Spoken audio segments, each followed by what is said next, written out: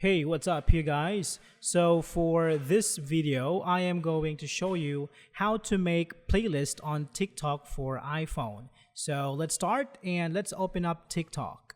So here, in order for you to have the option to have a playlist on TikTok, you need to consider three things. So first, you need to use a business account. Second one, you need to have at least 1,000 followers. And third one is you have to be active on TikTok. Now, to check if you are using a business account, you can tap on the three bars on the upper right corner, tap on settings, tap on accounts, and tap on manage account.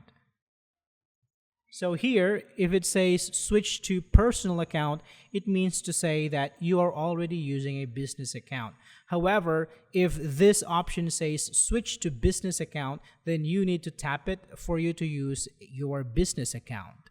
Now, to check if you're using a business account, tap on the three bars on the upper right corner, and you should see Business Suite in the options.